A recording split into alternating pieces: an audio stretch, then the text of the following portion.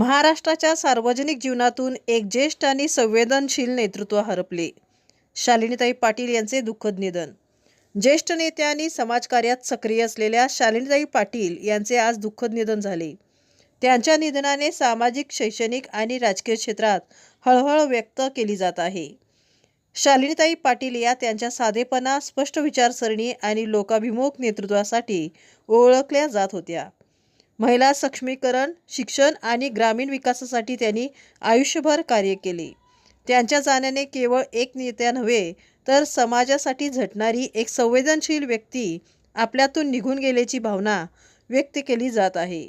अनेक मान्यवरांनी त्यांना भावपूर्ण श्रद्धांजली अर्पण केली आहे.